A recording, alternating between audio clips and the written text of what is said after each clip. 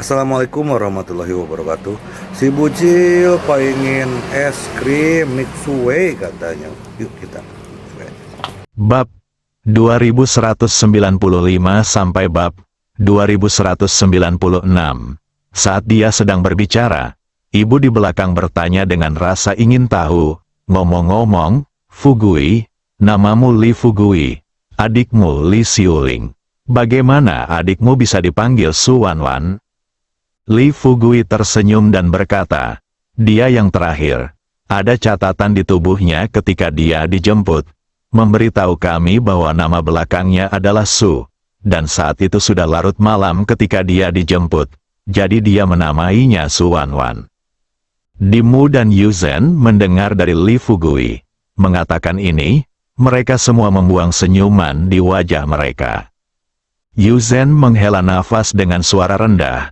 Dia benar-benar anak yang miskin, tapi dia lebih baik sekarang. Dia kuliah di Universitas Yenching, dan dia pasti bisa mendapatkan pekerjaan yang bagus setelah lulus.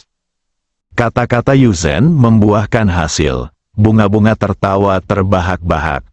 Dia berkata terus terang kepada Yuzen, "Saudari Yuzen, apakah kamu bercanda? Dengan kekuatan kita saat ini, apakah menurutmu kita masih perlu mencari pekerjaan setelah kita lulus?" "Ya Tuhan, aku benar-benar tidak mengenalmu. Apa bagaimana menurutmu?"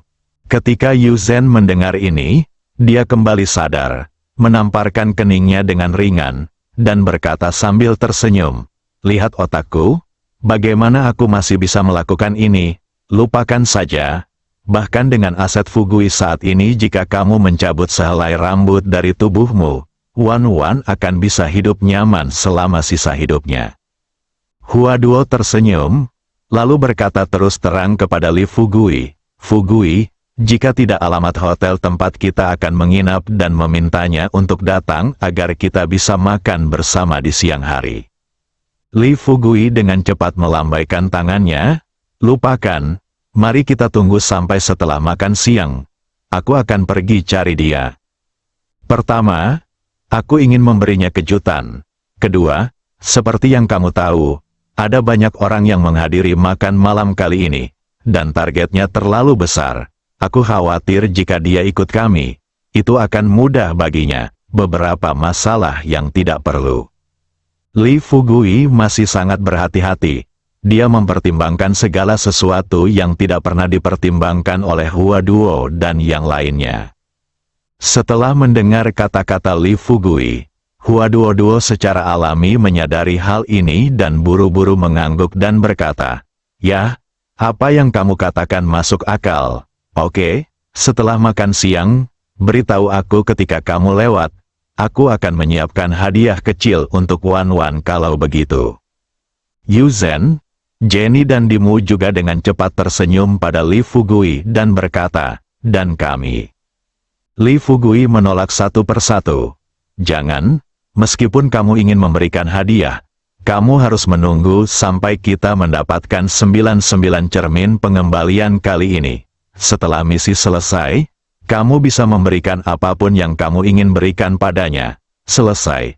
Menurutku sebaiknya kita tidak terlalu mengganggu pelajarannya." Kata-kata Li Fugui dikenali oleh Huaduo, Dimu dan gadis-gadis lainnya. Berbicara dan tertawa, semua orang segera tiba di hotel yang dihubungi Apu. Li Fugui dan yang lainnya baru saja menepikan mobilnya, tetapi yang mengejutkan mereka, penjaga keamanan hotel menunjuk ke mobil tersebut dan berteriak, "Parkir di tempat parkir. Bukankah kamu melihat ke pintu tempat kamu bisa parkir sesuka hati?" Li Fugui tercengang pada awalnya, diam-diam memikirkan apa yang sedang terjadi.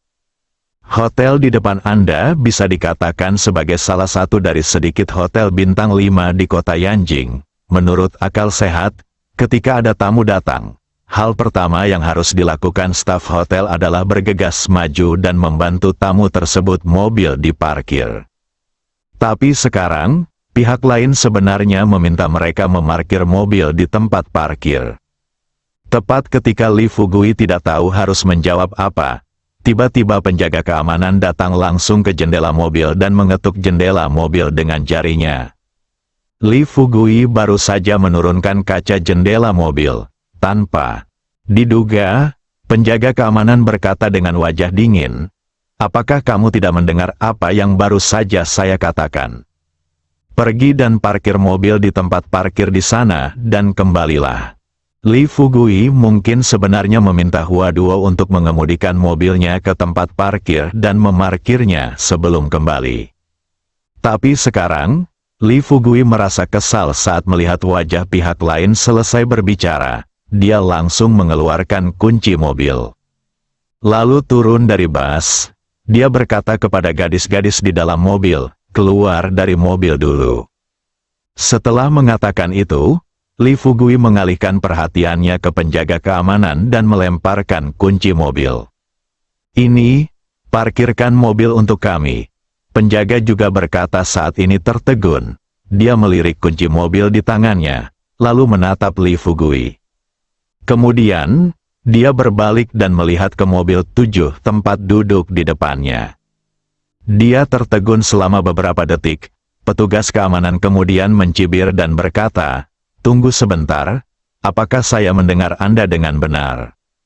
Anda ingin saya memarkir mobil ini untuk Anda, anak muda? Anda tidak punya uang dan Anda cukup besar.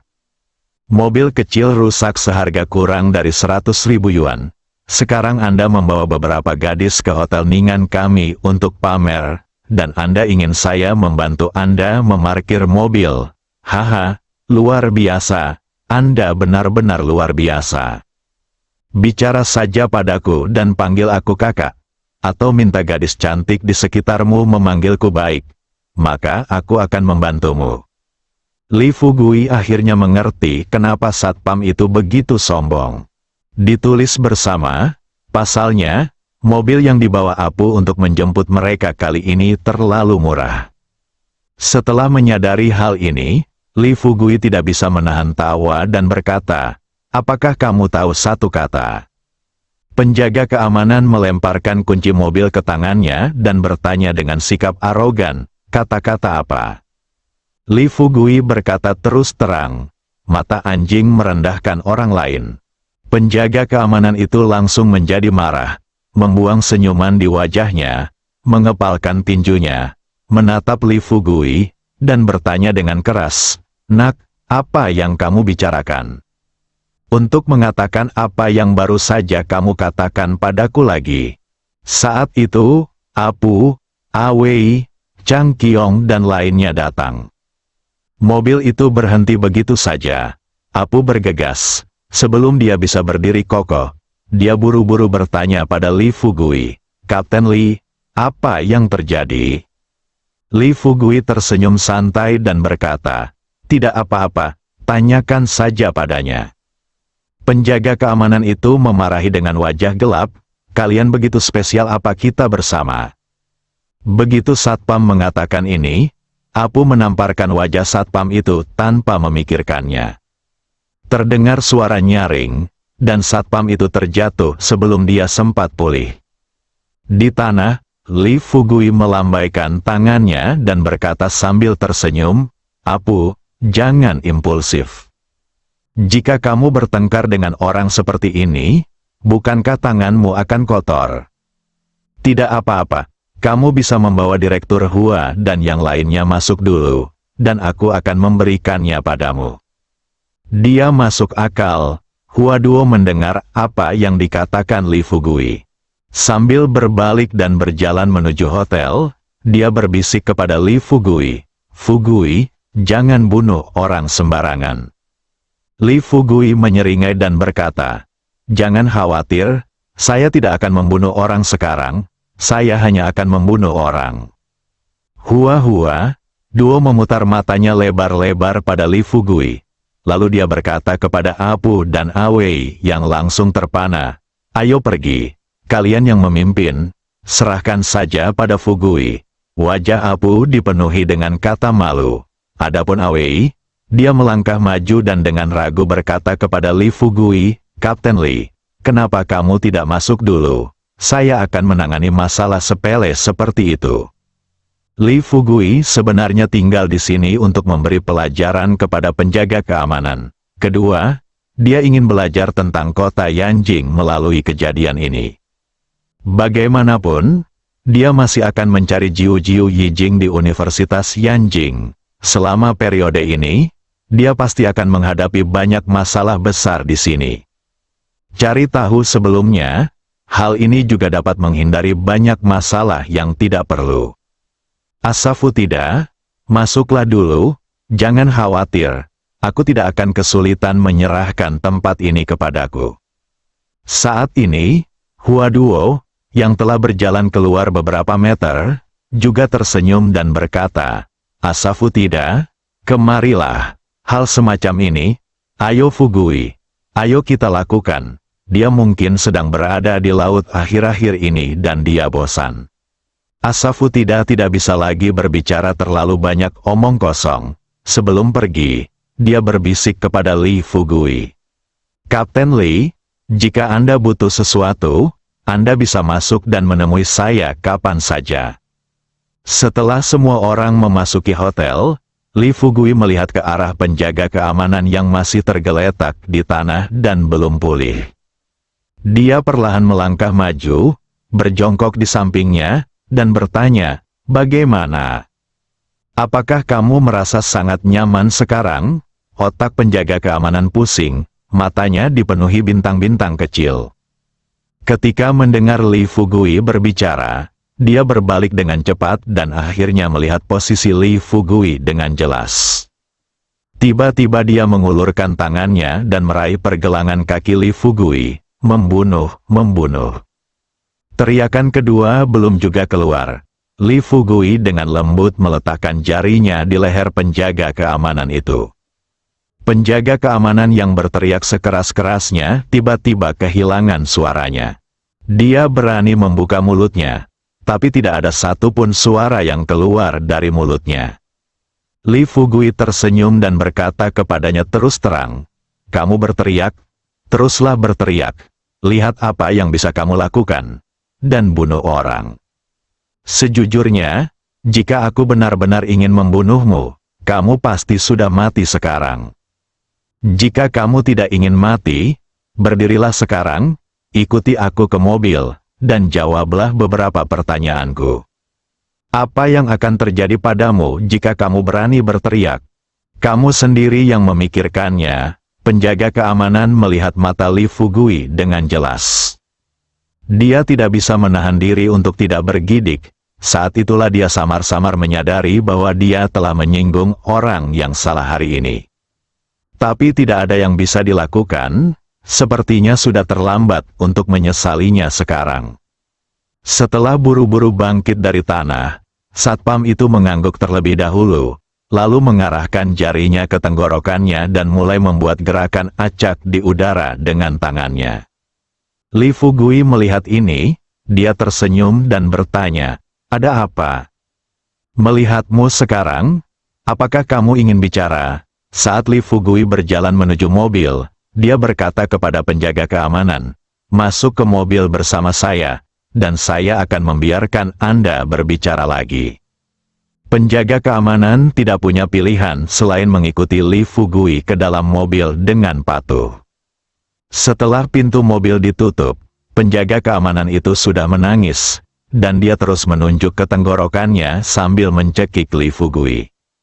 Li Fugui menghiburnya sambil tersenyum, "Jangan menangis. Kamu berusia 30-an atau 40-an. Mengapa kamu tidak kuat sama sekali? Dengarkan aku. Jadilah kuat. Ayo, tersenyumlah." Saat ini, dia tidak peduli dengan rasa sakit di wajahnya. Dia terus berpikir dalam hatinya apakah dia akan mampu berbicara selama sisa hidupnya. Melihat senyuman di wajah Li Fugui, penjaga keamanan menjadi semakin gugup. Dia bertemu banyak tokoh besar di Hotel Ningan, tapi seperti Li Fugui di depannya, ini pertama kalinya dia melihatnya. Anak ini, di permukaan, tampaknya tidak berbahaya bagi manusia dan hewan. Namun nyatanya, ada ekspresi garang di wajahnya, dan matanya penuh dengan niat membunuh. Orang seperti ini mungkin akan bunuh diri jika dia tidak melakukannya dengan baik. Selain panik, penjaga keamanan berusaha sekuat tenaga untuk menenangkan diri, lalu menyeringai pada Li Fugui dan memaksakan senyum jelek. Ketika Li Fugui melihat ini, dia tersenyum bahagia dan berkata, "Lumayan, lumayan. Sepertinya kamu sudah mengetahui kesalahanmu sekarang. Dengan cara ini, saya akan membantu Anda membuka blokir titik akupuntur Anda terlebih dahulu, sehingga Anda dapat berbicara terlebih dahulu." Saat dia berkata, Li Fugui seperti ketika dia mengetuk titik akupuntur. Jari-jarinya seperti menyentuh ringan leher penjaga keamanan, dan penjaga keamanan itu akhirnya menghela nafas panjang. Segera setelah itu, penjaga keamanan itu tanpa sadar membuka mulutnya, tapi dia belum meneriakkan kata, "Tolong." Dia segera sadar kembali dan buru-buru berkata kepada Li Fugui dengan isak tangis, "Selamatkan hidupmu, selamatkan hidupku, aku salah. Aku akan membantumu memarkir mobil sekarang." Li Fugui melambaikan tangannya dengan lembut dan duduk di atas kursi. Dia mengangkat kakinya dan berkata sambil tersenyum, "Jangan khawatir tentang parkir.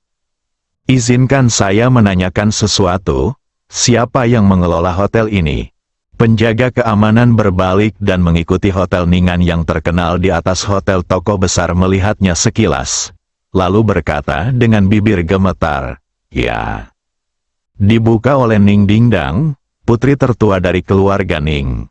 Ketika Li Fugui mendengar 3 kata Ning Dingdang, sebuah lagu anak-anak muncul di benaknya, "Ding ding dang, jingle bells, jingle bells." "Hahaha, nona tertua Anda, apakah Sinterklas mengirimkannya?" Penjaga keamanan itu jelas tercengang. "Lihatlah anak di depanmu. Saya berpikir, mungkinkah ini seseorang yang melarikan diri dari rumah sakit jiwa itu? Di kota Yanjing, Anda bisa mengolok-olok siapapun, tapi bagaimana Anda bisa mengolok-olok putri tertua keluarga Ning? Siapa yang tidak tahu bahwa di antara 4 keluarga kaya di kota Yanjing, Ning Dingdang terkenal sebagai si kecil cabai, dan dia bisa cepat melakukan apa saja. Setiap kali seseorang jatuh ke tangannya, laki-laki pada akhirnya akan memotong rambutnya, dan perempuan, dalam 9 dari 10 kasus, akan mengoleskan krim penghilang rambut di bagian atas kepalanya, sehingga dia tidak akan bisa menumbuhkan rambut. Selama sisa hidupnya, meski lada kecil ini biasanya tidak membunuh orang. Namun mereka yang jatuh ke tangannya seringkali ingin dibunuh langsung olehnya. Meskipun Li Fugui bisa melihat sekilas pikiran penjaga keamanan, dia masih berpura-pura penasaran dan terus bertanya, "Tolong beritahu saya sesuatu. Jangan menatapku sepanjang waktu." Penjaga keamanan itu setengah membuka mulutnya dan tertegun selama beberapa detik. Akhirnya sadar kembali. Dia berbisik kepada Li Fugui. Dia tidak dikirim oleh Sinterklas, tetapi wanita tertua dari keluarga Ning kami di kota Yanjing. Keluarga Ning di kota Yanjing? Li Fugui tersenyum tanpa berpikir. Tentu saja saya tahu bahwa salah satu dari 4 keluarga kaya di kota Yanjing masih cukup terkenal di Tiongkok. Penjaga keamanan terkejut. Dia berkata dengan tergesa-gesa, "Saudaraku, apakah kamu yakin kamu mengenal keluarga Ning? Biar ku beritahukan padamu, keluarga Ning, apalagi kota Yanjing, adalah eksistensi teratas bahkan di Tiongkok." Li Fugui memikirkannya. Jadi saya tersenyum kepada satpam itu dan berkata, "Coba saya lihat, itu lumrah saja." Pada awalnya, dia merasa bahwa dia jatuh ke tangan bos yang tidak terlihat. Namun kini sepertinya dia tidak langsung ditangkap oleh seorang psikopat, keluarga Ning yang bermartabat, di mulut anak laki-laki ini. Sebenarnya biasa saja, sambil memikirkan hal ini. Untuk menghindari sasaran Li Fugui, penjaga keamanan hanya bisa bertanya dengan ragu-ragu, "Ngomong-ngomong, bisakah Anda memberitahu saya apa lagi yang ingin Anda tanyakan kepada saya?" Bersambung,